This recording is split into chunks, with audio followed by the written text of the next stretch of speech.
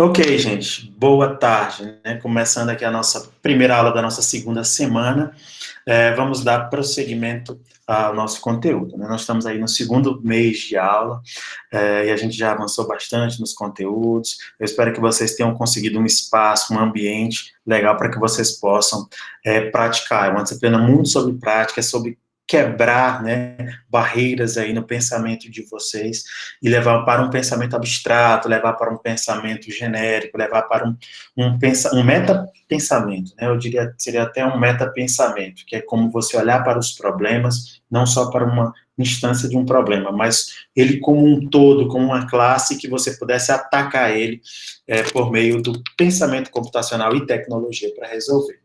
O Lucas, aqui antes da gente iniciar a gravação, ele leu para a gente, então, esse cara aí, né, Ashley Davis, é um dos caras aí que eu sigo no Twitter, né, eu não faço muitas postagens no Twitter, mas vocês podem olhar que eu faço uns reencaminhamentos de algumas coisas lá.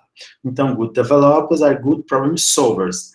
Bons programadores, né, são bons resolvedores de problemas, né, e aí você pode botar a entonação que desejar, mas o realce para que o nosso papel é esse, é enfrentar os problemas e propor soluções para eles. Aí na segunda frase, né, it's not really about the technology. Isso definitivamente não é sobre tecnologia, certo? Então, se a nossa disciplina aqui é uma introdução a esse mundo de resolver problemas, definitivamente a nossa disciplina não é sobre Python ou JavaScript, tá bom, gente? Não é, não é. It's about problem solving. Então, é sobre essa abordagem, esse pensamento, esse olhar para as situações. Daí o pensamento computacional, que foi tema do nosso primeiro dia de aula, que nada mais é do que atacar os problemas de uma forma que este problema possa ser automatizado, né? Ele possa ser, e se ser automatizado não significa ser botado numa máquina, né? Mas que você possa instruir qualquer pessoa, criança ou computador a resolver qualquer instância daquele problema que apareça. Outro Twitter Outro tweet que apareceu para mim lá, isso já foi no dia 7 de agosto agora, né, de 2020, falava também sobre isso, né, how to approach a problem in software engineering.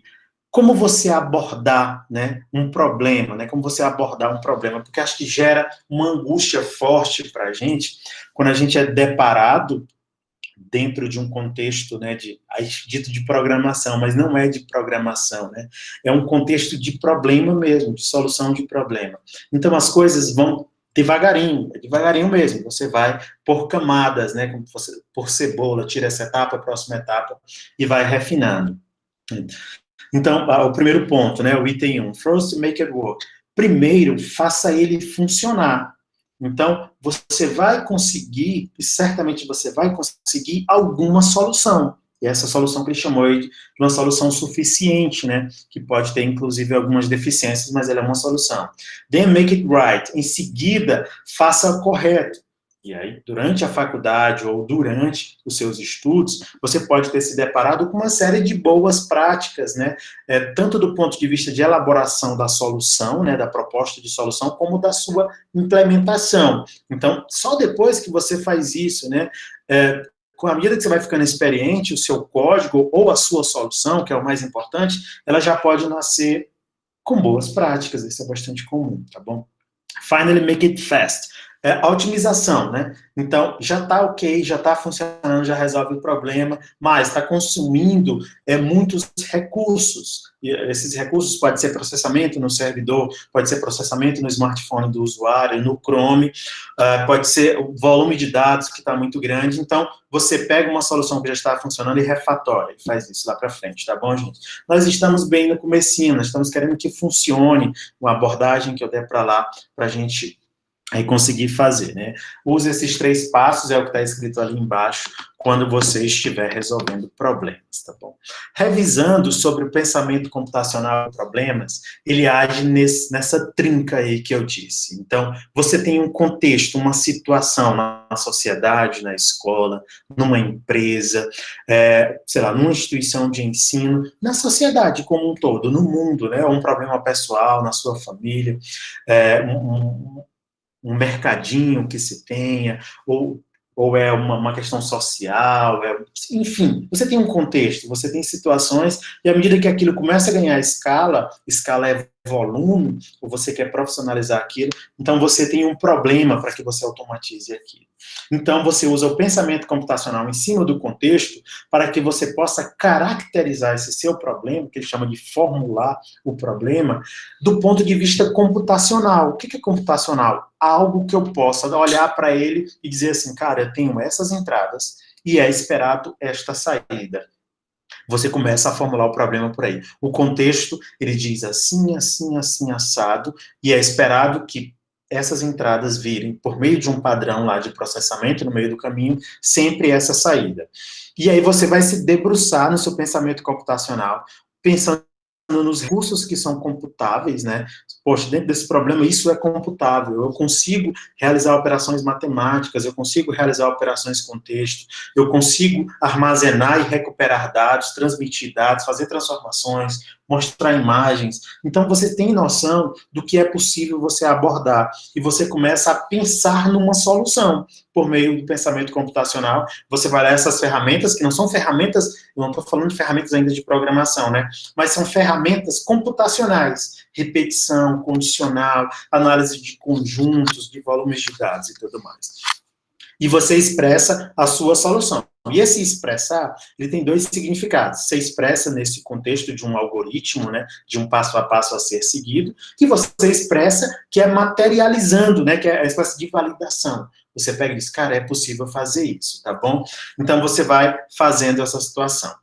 O texto e o vídeo que eu mandei para vocês no começo da nossa disciplina, ele fala sobre algumas etapas que são mais ou menos comuns quando você está abordando, não necessariamente tem todas essas etapas, principalmente agora que a gente está vendo com problemas que são bem pequenininhos, né, de contextos bem simplificados, tá bom? Mas, no geral, você, quando se depara com um problema de venda de din-din gourmet, por exemplo, via rede social, ou via aplicativo, ou via um sistema, você tem uma série de situações. Esse é o problema maior como um todo. Aí você tem alguns probleminhas, como, poxa, como é que eu vou garantir, sei lá, a autenticidade de quem está fazendo os pedidos? Como é que eu vou fazer um controle de entrada e saída para que, de alguma forma, eu consiga entregar primeiro quem for pedindo primeiro?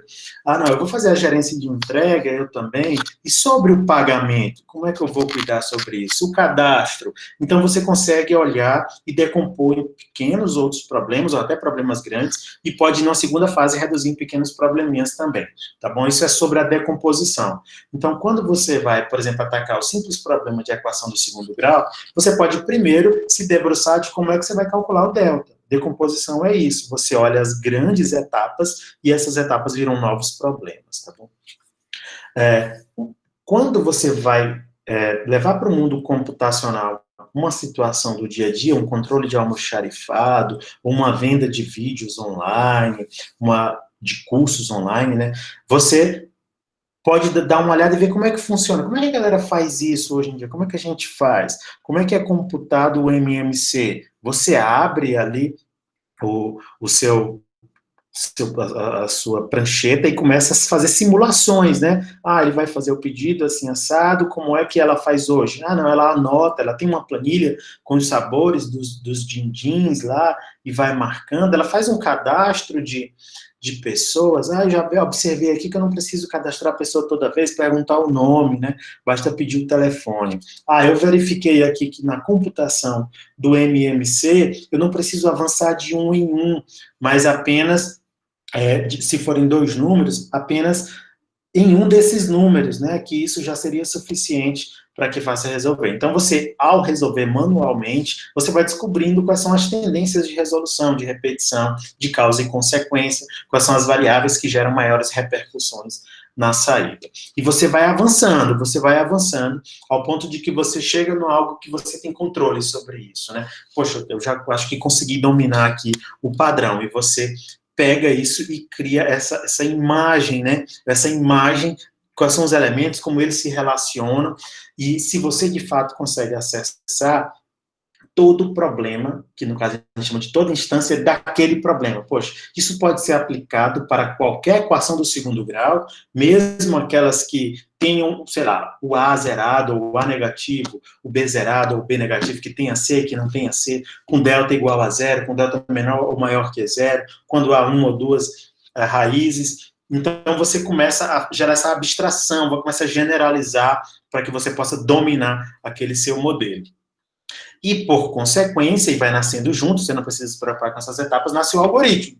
O algoritmo é a receita mesmo, é o passo a passo que você pode pegar para qualquer instância e aplicar que ele vai dar certo. Você pode dar para qualquer programador de JavaScript, de Python, de Java, de Ruby, de qualquer linguagem de programação, que muito provavelmente ele vai conseguir implementar aquele seu algoritmo. Então, o algoritmo é a solução do seu problema de uma forma materializada, mas ainda não na forma de código, tá bom, gente? Então, eu até falo no começo para os alunos, enquanto a gente está pegando experiência, que primeiro você tem que resolver para depois você programar. O problema primeiro deve ser resolvido para depois programar. É normal a gente e tentar resolver no código de cara, e porque você é experiente, você é bonzinho, e você tenta ir lá, mas às vezes você engasga um pouquinho, vem aqui no papel, dá uma pesquisada no Google. Tem que compreender o contexto, viu, gente? Nós temos que entrar no contexto dos problemas que a gente está resolvendo. Por exemplo, eu não sei o que é MDC. Não sei o que é MDC? Pois eu dou uma lida aqui, procuro um livro, dar uma pesquisada aqui na internet, o que é o MDC, o que ele significa. Depois você já vai atrás de uns algoritmos que já existem. Eu consigo implementar esse algoritmo, eu preciso otimizar. Deixa eu resolver aqui umas situações. Você tem que entrar no contexto do din-din, da pizza, do restaurante, da equação do segundo grau, até que isso dê certo. Esse vídeo está linkado aí nos Classrooms, ele fala sobre todas essas etapas, tem até esse exemplo que a gente fez lá na sala. Perfeito, gente? Então, não precisa ficar agoniado em codar, em programar de cara, certo? Com o tempo você vai ficando, você vai conseguir resolver isso direitinho lá, tá bom? À medida que a gente for ficando acostumado com esse ensino remoto, a gente vai conseguir avançar e fazer atividades um pouco mais complexas. Tudo bem? Alguém quer fazer algum comentário aí, enquanto eu passo aqui para a próxima atividade?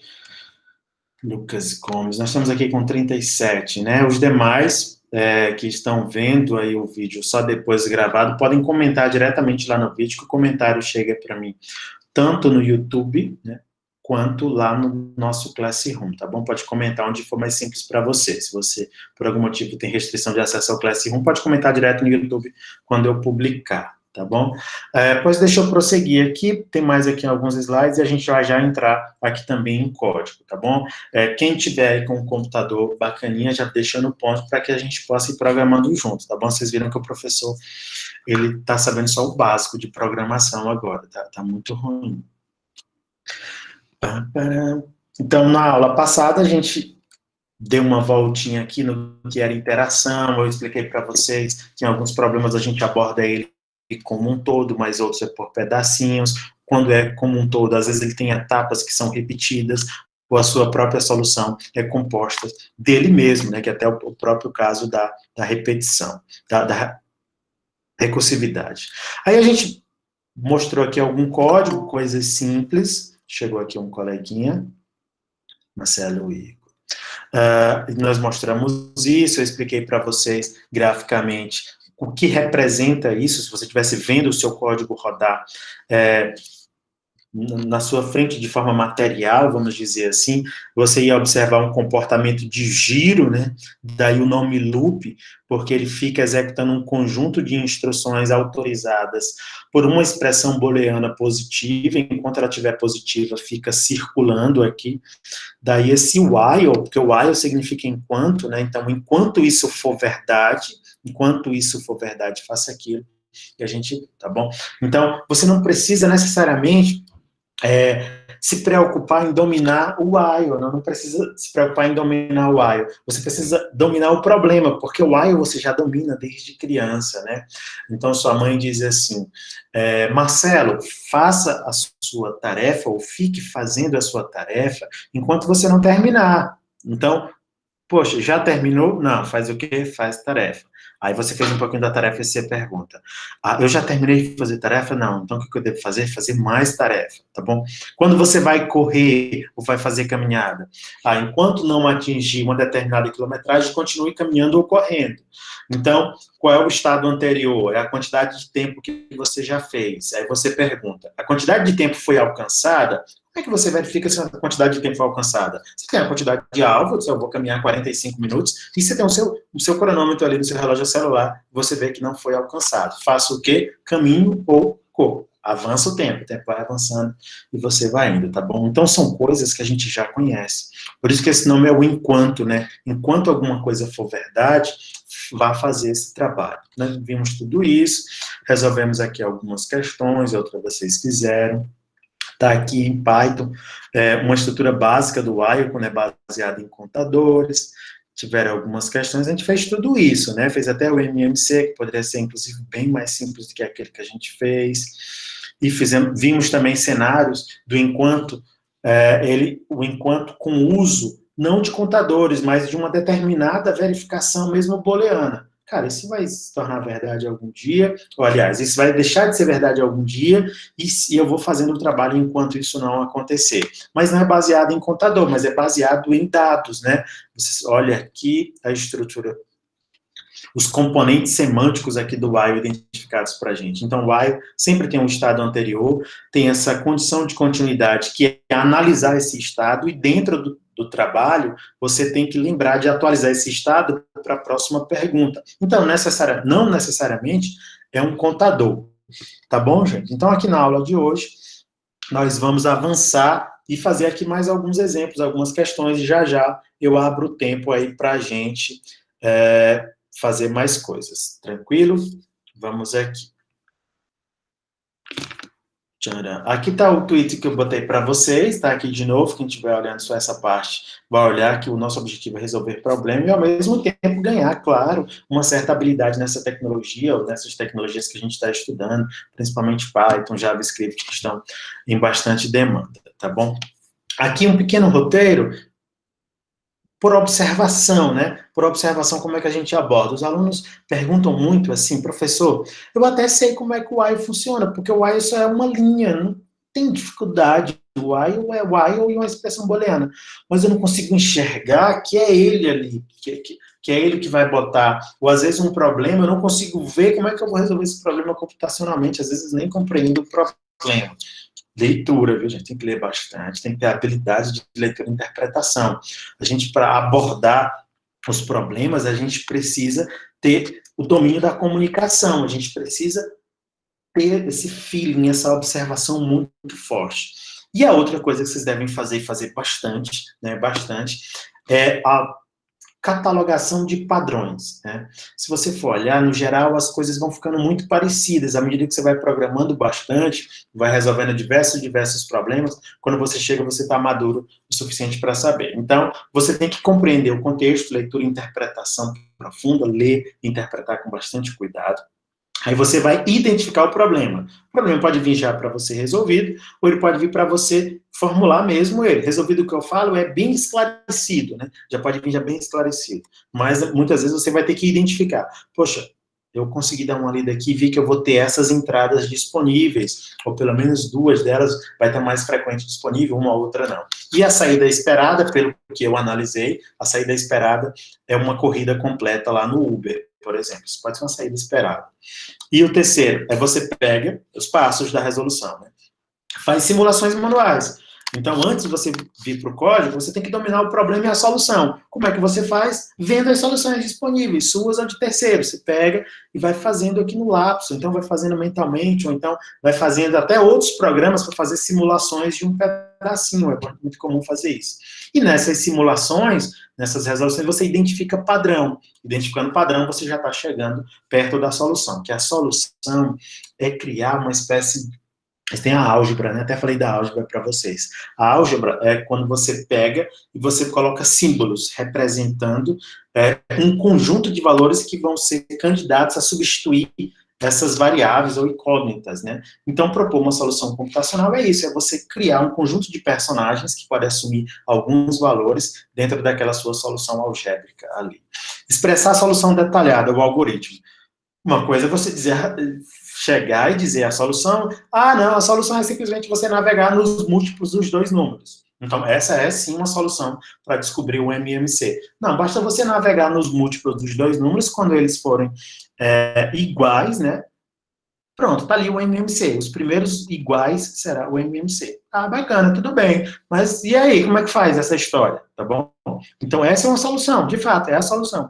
Mas o pormenorizado, é o algoritmo. Tá bom? Então, tem que ir lá no algoritmo, falar o detalhado, tudo bonito, obtenha dois números, faça uma iteração que parta do maior número de passos de tamanho do menor ou do maior número. A cada passo, verifique se ele é múltiplo, você pode detalhar ou não. Verificar se é múltiplo é simplesmente verificar se o resto da divisão por cada um dos números retorna zero. Então, o algoritmo é esse que a gente vai implementando uma representação do algoritmo geralmente mental, tá bom? E, por fim, quando a solução está feita, você escolhe a linguagem de programação e programa.